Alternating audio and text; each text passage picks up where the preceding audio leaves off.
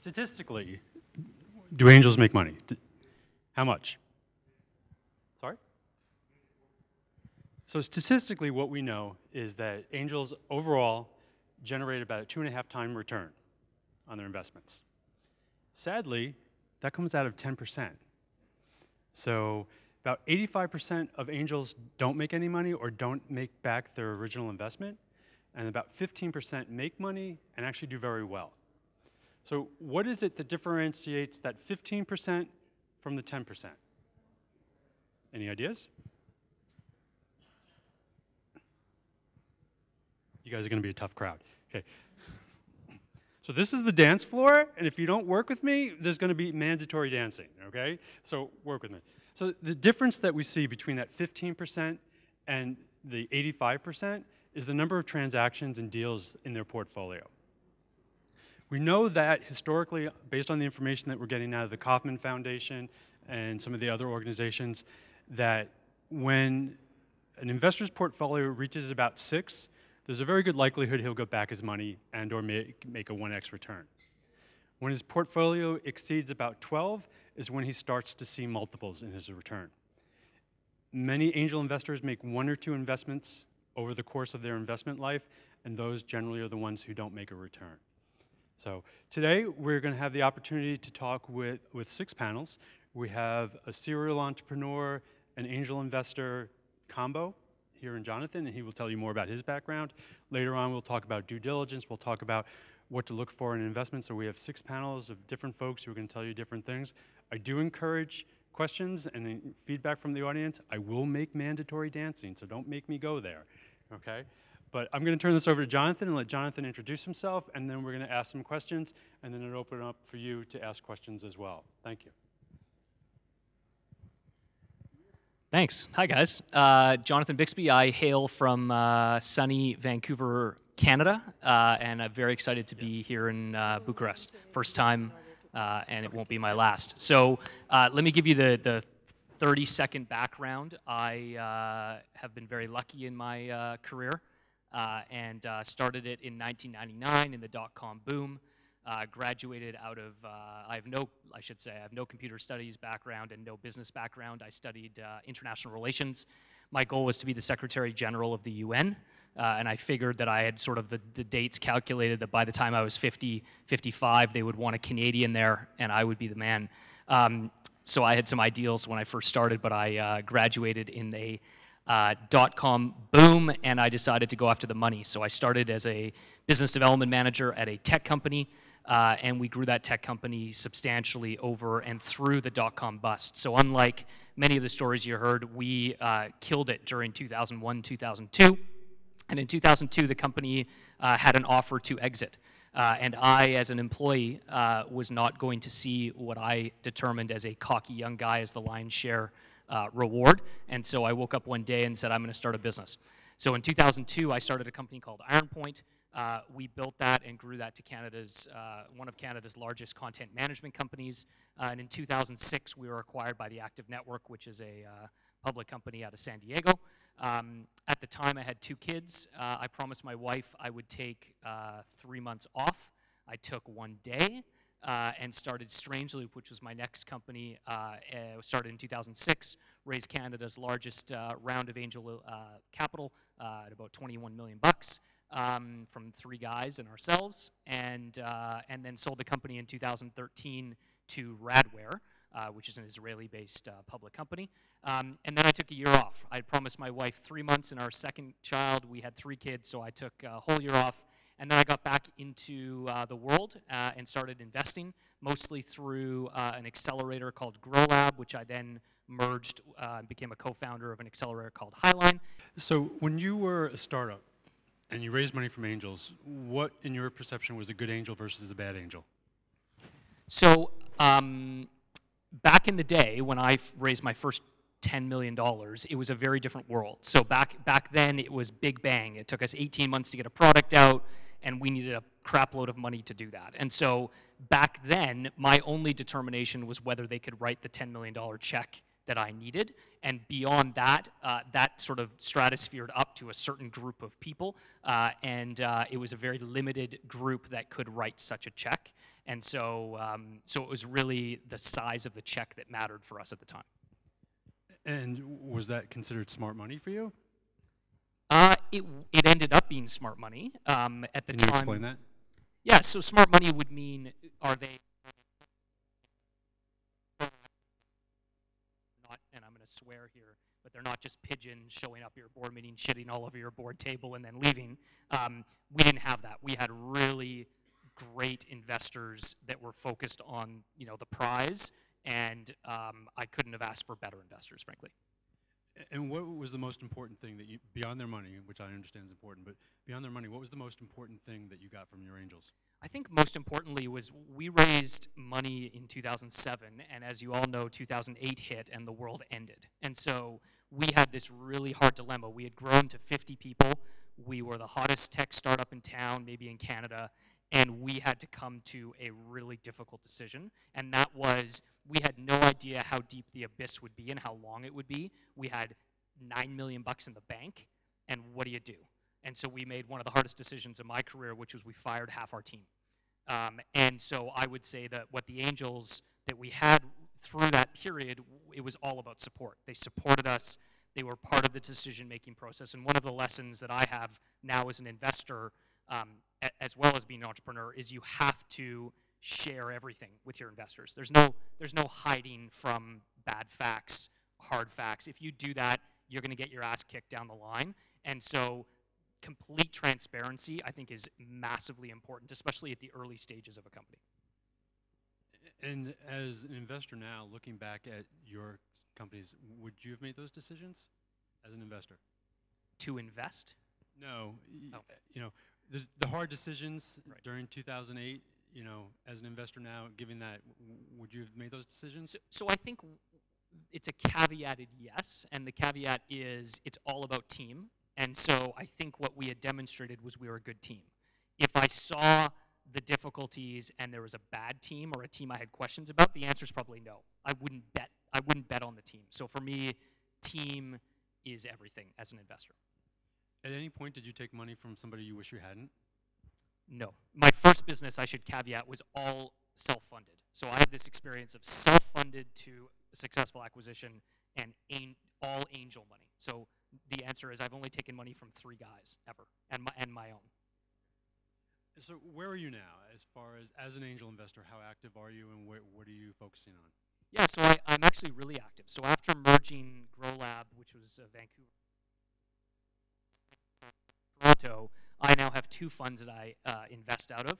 One of them is a fund that's more like a Foundry Model, where we're actually bringing ideas, bringing people, and bringing money, our money, to the table. And the other one is something called Startup Visa, which is a program that Canada has where if an accredited investor invests in you, you can come to Canada and get permanent residency for up to 5 co-founders and your families. So I'm investing out of both funds now. So how many investments have you done as an angel? 15 in the last 12 months.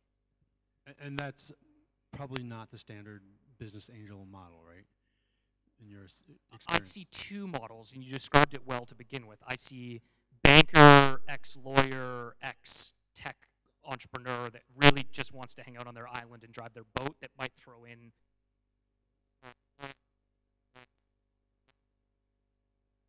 diligence the shit out of 2 deals a year, and I put money in. I think the reality is that I totally agree with your statement around portfolio and size of portfolio. And so probably atypical in terms of the volume, but I think that's the wave of the future. And it also comes back to the fact that companies don't need nearly as much money as I needed back in 2007. 50 grand can go a long way today in a business. Have you identified goals as to how many companies you want to invest in and over what period? So it differs out of the 2 funds. The Foundry is much more focused on quality versus quantity. So we'll probably invest into 4 deals a year there. The other Startup Visa fund is going to be much more quantity. So I would say 20 to 30 deals a year. So the mentality or the thought process around angel investing is you invest in teams. Do you agree? Yes, primarily I invest in people, and generally in 99% of the startups that means a team. I have also invested in single co-founders, which I know is verboten. People don't like that, but I've seen single co-founders kill it. So I don't have that need for 2 co-founders, as an example. And have you seen a situation where you truly like the technology and you just felt you could bring in the right team to make it happen, or the technology is always second to the people? I have found technologies that I can bring the right team in to make it happen. Yes. And how do you make that distinction? Tell me a little bit about what would you see where the team's not strong but the technology is great? Tell us. So I would add a third piece to that, which is actually the most important for me, which is market size. So for me, if there's a technology that's addressing a need in a massive market, I believe that market will attract capital, and that capital will attract people. If I'm in a more niche market, which I don't tend to want to invest in, it's all about the team and execution. In some of the larger markets, I've found you can be a third, runner-up and still do really, really well in the marketplace. So for me, market size dictates the answer to that question. How hands-on are you as an angel? So really hands-on. So you don't want my money if you don't want my time. That's the way that I really describe it, and that's not for everyone. I'm pretty opinionated. I have a lot of passion, and I drive pretty hard. And so for me, there's no such thing as putting money in and talking to you in 6 months. That's not interesting, because as an operator of the business, I feel like I can bring value. Most angel investors want to like what they do and want to dream about your business at night, and that's where I get most of my upside in these businesses. But you're in 15 deals, which means you can't do that on 15 deals. So do you do that for a period, and then as they mature, you can step away? How do you address the portfolio aspect of you can't be hands-on to 15 deals? Totally. So rigorous portfolio management, which means, and we talked about this earlier before we went on, which was... We talked a lot before we went on, so we're already done, but we'll share so some. We'll share a couple of things. So one of them is what I hate. I'll get into this. Answer is a bit of a rant, but they come to me that have been through 3 accelerators or 4, who drink lots of really good coffee and have ironic hair and expect that to drive my interest in their deal is infuriating. So the answer is, if you don't perform, you're out. And I believe that's actually how the world works. I know that millennials don't believe that, but the reality is I'm not very patient. And the reality is that if you're not performing, I have an early stake interest in you, and that's great, and I'll help. But the reality is you need to perform, and outperform. As an angel, what is your timeline for an expected exit? That's a good question. I've had my fastest exit so far has been 7 months. I do not expect that every time. It was a company called Retzley, which got acquired by Zillow for a great return. I think the average is going to shrink from the 5 to 7 to 3 to 5, which would be my expectation. Of the 15 that you have invested in, how many of them are no longer around? 2. 2 exits, 2 no longer around. And do you lose sleep over that, or is that part of the model for you? Oh, I don't lose sleep at all. In fact, I would argue that's probably too low a kill rate. I'm probably too nice. If I was American, maybe that would be like 4 or 5. I'm Canadian. We're really polite. Yeah, that's a tough one to follow up on. Let me. So, where do you see deals? How do deals come to you? So a couple ways. One is I follow religiously what the top VCs invest in. So I have literally a hit list of the top quartile VCs in the U.S. They go earlier and earlier and earlier these days, and so I can start to see what Andreessen invests in, Excel, Sequoia, you name it, Union Square, very early. So that's one branch. The second one is I'm an entrepreneur in residence at 2 organizations, so I see deal flow all the time, which sparks ideas and sparks interest. And then the third thing is I'm a very curious person, so I spend a lot of time reading, and I get ideas and inspirations of areas that I think are exciting through that. So are you seeking out deals, or are they coming to you? A little bit of both. At Highline GrowLab, just to give you an example, we had we did 8 investments a year, and we had about 1,000 people apply. So the old adage I would have given you as the executive director was it's harder to get into GrowLab than it is Harvard. The reality is there's a ton of deal flow out there, and if you put a shingle up and say, I've got money, a lot of it comes to you.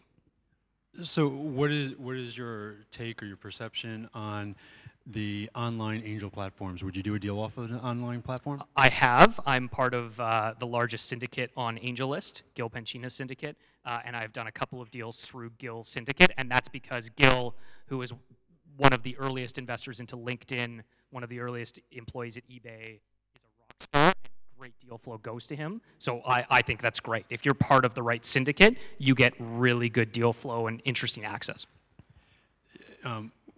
Do you take the time, or would you look at an unsolicited business plan sent to you? I would never look at a business plan, ever. I would look at a demo, a PowerPoint, or a video. So no. So please don't send me a 10-page business plan. A 20-page is even worse. So the answer is categorically, if someone sends me something that is something I would have sent 10 years ago, the answer is no. Sure, I've looked at, if someone sends me a link to a video and it's interesting, yeah, I'll look at it. Would you fund it? Have you funded it? Anything off that? No. So you're willing to look, but I'll look. writing the check's a different story, right? I haven't put money into something like that yet. So if someone's interested in becoming an angel investor, what is your recommendation? Where do they start? So actually, that's a great question, because that was one of my concerns as I became an angel. And I don't even think of myself as an angel, but when I first started investing after spending a year off, I'm a pretty analytical guy, so I wasn't going to just start throwing money into companies. So what I did is I became an EIR at 2 organizations to see deal flow, and every time I saw a deal... Can you tell us what an EIR Oh, sorry. Entrepreneur in residence, which essentially means I'm a talking head, and deals come to me and I critique them, essentially. I'm the pigeon that I was talking about earlier. So I basically would sit in boardrooms for 6 hours a day, and guys would pitch to me, not for money, but can you improve my pitch? And I'd think in my head, would I invest in them? And then what I would do is I'd watch the company, and I'd even write it down on a piece of paper, would I have invested, yes or no? And then I'd keep on those companies and see if any of my pattern recognition was right. And in 99% of the cases, it was wrong. In an accelerator, where I looked at 1,000 pitches, essentially, I probably did 200 in person to choose 8.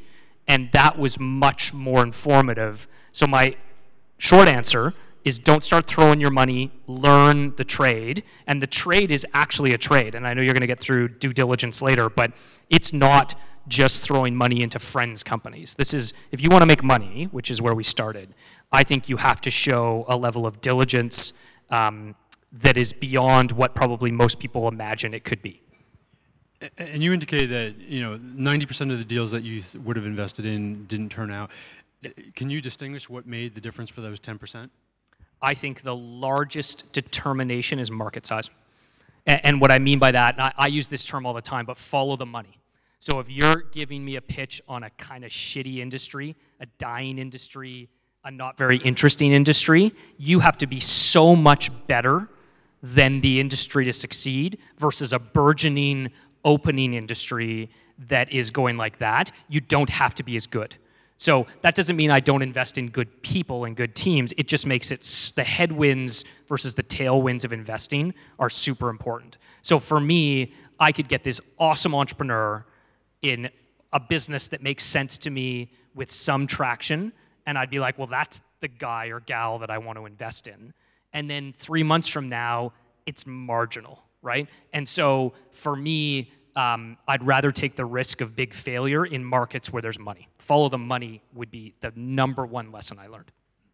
So my #1 pet peeve, since we're sharing pet peeves, and we'll get some of yours as well, is the big market opportunity that I only need 2% of. Can you comment on that? Yeah. I don't like seeing it in a slide deck, but that's fundamentally the premise of many of these companies. And I believe, and I said this earlier, you can be a 3rd-rate or 4th-rate business in some of these markets and kill it. And so I don't want to see that slide. But the premise, I think, is accurate, which is there's enough people, and I use this analogy all the time, that like strawberry ice cream, chocolate ice cream, and vanilla ice cream. And if chocolate and strawberry are on the market, you might want to start selling vanilla. So what you're saying is you believe it, you just don't want to have anyone say it out loud. Yeah, I think it's a bit of a cliche to put into a slide, but it's like saying my financials are conservative. It just shows, like, of course your financials are conservative. Have you met an individual or a team that you decided you liked enough that while their idea didn't work, you took them on and found either a product or a technology that worked? Yeah, that's actually the exact foundation of the Foundry Model. The Foundry Model is you take people, not people with ideas. And so I believe fundamentally that you can get that, there's two schools of thought in investing. One is people and their passion for their ideas drive success. And there's also a perspective where people can get passionate about anything as long as there's upside and they can measure their progress and they feel engaged. And so I think very much that you can take great people and great ideas and join them to create passion and success. And what do you look for in a great person? What is a great person to you? So that's another good question. So for me, I have sort of three things. So I'm the moderator. My job is great questions. That's all I you have to lots do. of good questions. Well, no, some of them aren't as good as others. No, I'm just kidding. So number one is I am looking for, and this is a cliche, but I'm looking for good people first. And when I say good people, what I mean is, are you a good father? Are you a good husband? Are you a good mother? Are you a good wife? Are you a good sister? Are you a good family member? And that speaks to ethics, but for me, it also speaks to priorities. So, and again, cliche, apologies, but my goal in life is not to make $1 zillion. My goal is to be a good husband and a good father, and that's the only thing that matters. And when I'm 99 in my, my bed in the old age home, I'm not going to think of this conference, no offense. I'm not going to think of my business success. I'm going to think about my kids and my grandkids and hopefully my great-grandkids. And I want people who share that same perspective. So that's number one.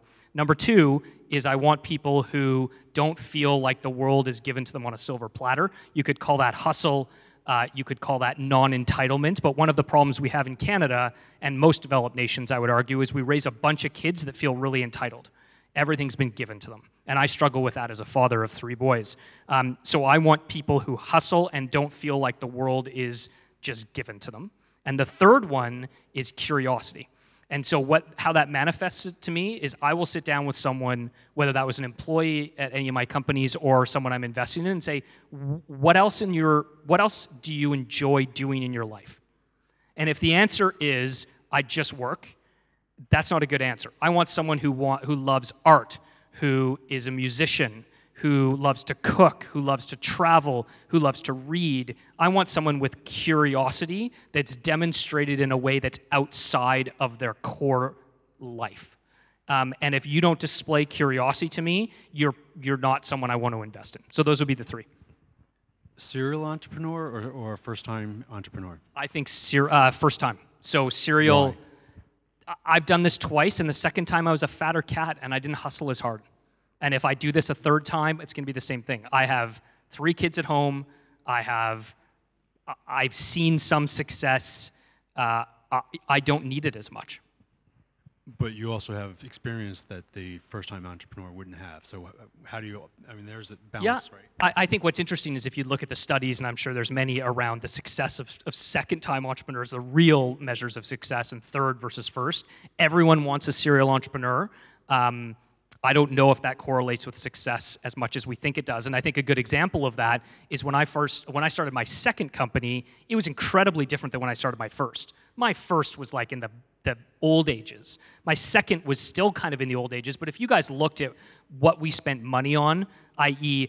$100,000 servers and all of the product and project management software and all of the heavy lifting waterfall-y product stuff, you'd laugh me out of the room. Meaning that starting a business today is incredibly different than it was in 2007 and even more different than it was in 2000, 2001. So what I learned back then, if I'm not continually learning and pushing that forward, I don't think those things translate. I do think sales and biz dev translates, and how do you influence people and win friends translates across any generation. So the sales and biz dev skill set that you need to get people excited, I think is fundamentally something that translates. The rest of the stuff, I don't know if it does. So I'm going to change the conversation a little bit. Is that a moose in the picture? That is a moose in the picture, yes. So the Canadian state bird. That's a moose, yeah. So where I want to go with this is, there's life outside of Silicon Valley, as you've demonstrated in Canada. Can you talk about emerging, technology centers such as Bucharest, and what the advantages are of being outside of Silicon Valley? I think there are massive advantages. So let me give a quick sales pitch before I get into the answer, which is Startup Visa, which is Canada's program to bring entrepreneurs from foreign countries to Canada, I think is the opportunity that speaks to your question. And what I mean by that is I firmly believe that 99% of the best companies in the world are not going to come from Canada. Now, statistically speaking, that can bear out because we have a very small population. But I even go as far as to say if you add the US, most incredible entrepreneurs will not be born in North America. And they're not going to be born in North America for some of the stuff we've already discussed, entitlement probably being the #1 issue. But the reality is that I firmly believe that burgeoning economies, developing nations have hunger. And hunger is what creates success. So if I look at my investment thesis out of the Startup Visa stuff that we're doing, it's exactly that. I want to find the best hungry entrepreneurs in other countries. I don't need to bring them to Canada, but I want to invest in them. And so we've identified 3 or 4 areas in the world where there's a high level of education, a high level of want or fight, and those are the people I want to invest in. So fundamental to my thesis of investment is, and that doesn't mean I don't invest in Canadians. I know this is being recorded. I do. But the reality is I want to invest in hungry people, and I think hungrier people don't live in Canada. And what about, the challenges in the new emerging, startup ecosystems is they don't have the support. And so how do they overcome that without moving to Canada? I think that's really difficult. I think if you're looking on the streets and you have infrastructure problems and homeless problems and other poverty problems, those have to come first. So it's a matter of time. It's a timeline, I think, and those things have to get solved first before you can start solving high-end problems like technology. And so you just have to keep fighting. So if to wrap up our session before we open to Q&A. If you were to chat with a new angel investor, what advice would you offer them? I will offer you 3 pieces of advice. So #1 is creep the crap out of them. I say this all the time. And what that means is know exactly who they are and how they work before you ever meet them. The world is an incredibly open place. This video will be online. If you want to talk to me, watch the 10 other videos I've ever done and figure out what drives me and cater to that. Just unabashedly cater to what drives people. I love cooking. I love food. Talk to me about food and cooking. That'll get me going. So #1 is creep your angels, and the world allows you to do that. #2 is it's all about social proof. All right, so I'm afraid of you, but okay, keep going. I haven't creeped you yet, but I will, I promise. So #2 is it's all about social proof, and I use this term all the time, but let's take an example of trying to meet me. You can email me, you can cold email me, you can link into me, or you can go the extra mile, which comes back to hustle, and find someone in your network who's connected to me and get a warm intro. The people who cold email me, cold call me would be ridiculous, but cold email me, I'm kind of not that interested. You didn't spend that much time and effort. It's not hard to find my email address. Cold LinkedIn me, I'm getting less interested. That used to be cooler. And if you have someone that I know that you can connect through to me, I'll take a meeting. And so for me, the effort that it takes you to get a meeting with me or someone else is actually showing and demonstrating your hustle. So don't take the easy way out because your failure rate, your conversion rate is going to be lower. So proper introduction, I think, is actually still really important because it's social proof. And the third thing, and I say this again in a cliche, is you have to get an A on the test. And there's a test. And you don't know it's a test, but it's a test. I'm going to ask you questions that are going to test how you think about a startup. So one of them is a good example. If you show me a 20-page typed out business plan with financials that go to 2019, showing me what you're going to spend at the trade show in Berlin, I'm going to shake my head and say, holy crap, this guy's stuck in a different age, and I'm not going to invest in you. And so if you also show me financials with nothing, I'm also not going to invest in you. So there's this silent test, and every angel has a different mechanism that they use, but you have to get an A on it, which is one of the hardest things to do, actually. So, what you don't want to see the long business plan, and it needs to be more than a PowerPoint. Give us a sense of what do they need to present to you, that is enough to get you interested. So I have three things. If you want my interest, I need a good PowerPoint. I would love a demo. A demo is by far and away the best sign of progress and traction. And thirdly, I want some form of financial 2 years out, high level. And I want that from a sort of TAM and SAM perspective, meaning total addressable market, top down and bottom up. I want to see how big the market is, and I want to see not how much you're going to get, but how you'll get it. And for us, like I asked for the financials, and for me, it's I don't care what the numbers are. I want to know whether or not they know how to talk their numbers and how to, substantiate that how they came up with that. What do you want to say? That's exactly right. So that's exactly what I look for as well. The test is, can you put something together that makes sense logically? Whether you're right or not is irrelevant because you're wrong. I know you're wrong. Whether your numbers actually make sense is all about looking at your market and saying to yourself, well, if I have this many sales guys today and they're doing this much revenue, can I extrapolate that out? And why do they get 10% more efficient? Because if I look at your financials and say, well, you're only doing $100,000 with one guy and you hire 3 guys and you're going to 6 million, doesn't make sense. And so it might make sense if you explain it to me, but don't make those mental or logical errors. So I'm with you 100%. That's what I look for as well. And we'd like to end on the part where he agrees with me. So we're going to stop there. And we're going to open up the room for questions. There is a microphone that is available around the room. This gentleman will be sharing. So please, if you have any questions, thoughts, comments, if you disagree with us, share it. Or if you want to dance. We can put the music back on. We can do dance. Hey, I don't dance, but I'm going to put this question. So you said about the business case, how you want to look at them and all that. I wonder how you settle a valuation in that case, if you don't base on whatever numbers. My understanding is that with the numbers, you only check the validity of the rationale or anything. There is nothing strange there. But how do you establish the value? Right. Yep. Good question. So let me repeat it just quickly, just so I understand it, and you can nod if I get it right, which is, if you're not looking at the numbers and you're just looking at the rationale and the logic, how are you establishing a valuation for the business that you're now going to invest in?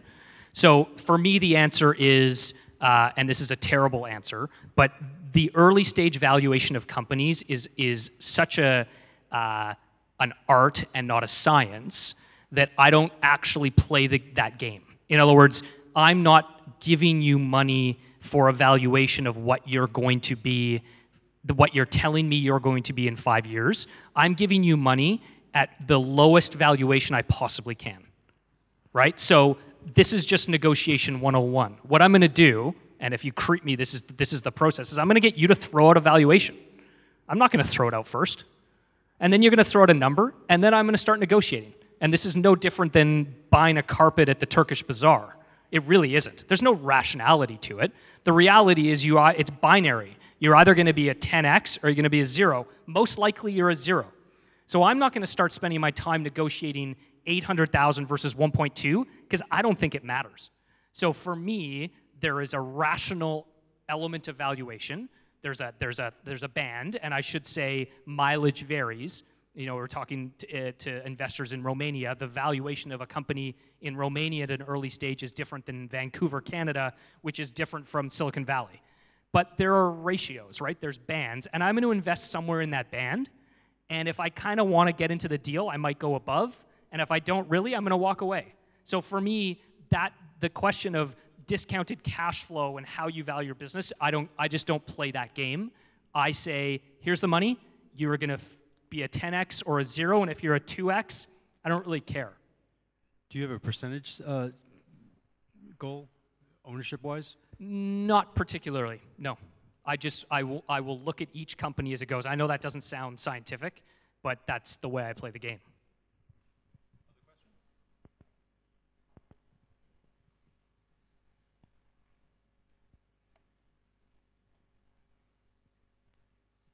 Actually, I have two questions. The quick one is, have you ever invested in companies based in Eastern Europe or around this area? And if yes, what kind of specifics do you notice here, besides being hungry, of course? I'm interested in the downsides also. Sure. So was that two questions, or was that the first one? This is the first That's the first one. Okay, good. I wanted to make sure I didn't miss the second one. So the answer is yes. I invested into Zeedle, which is a company that just got acquired out of the Ukraine by Hootsuite. That investment was made about a year ago. Great guys. They were actually the first startup visa candidates to make it through the system. I missed on a Romanian company called Sumify with Christian and Merce. Awesome guys. I sat in the room with them. I should have invested. I didn't. And my goal, one of the areas I described earlier in our startup visa thesis, is Eastern Europe. So I'm going to start making more investments in Eastern Europe. That's one of the reasons I'm here. And have you noticed any downsides of investing here? Sorry, the size? Downsides, downsides, disadvantages of investing here. Oh, okay, sure. Disadvantages. So number one is proximity. So obviously I don't live here, so I have 3 kids, and I talked about being a good husband and good father. Well, I'm kind of a crappy husband and father when I'm Skyping my kids every night, so I can't do too much travel like this. 2, English is always a challenge, right? And so if English isn't the first language, that's a challenge. And 3, there is and please don't take offense to this, but there is a very strong development culture that I've found in Eastern Europe. Much less strong sales, business development, agile culture. And I firmly believe, and this is because I am a business development guy fundamentally, that is incredibly important DNA. And so one of the challenges I have in investing in Eastern Europe is, how do I infuse that DNA into incredible developers in incredible technologists? And I don't know, there's no magic bullet, but that's one of my challenges. And the second question was regarding the stage of the companies you invest in. What kind of stage are you looking for? Are you looking for ideas? Are you looking for a prototype? Are you looking for companies with clients already? What kind of stage? I'm looking at all stages. So I don't tend to get in too late. I want to get in early. I want to be some of the first money in. And so my goal is idea to prototype to beta, that kind of sweet spot. I don't need clients. I don't need customers. I certainly want an indication that the market's big enough and customers care. But I have a network that's deep enough that I can figure that out for myself. In fact, I'm not going to take your word for it anyways. Thank you.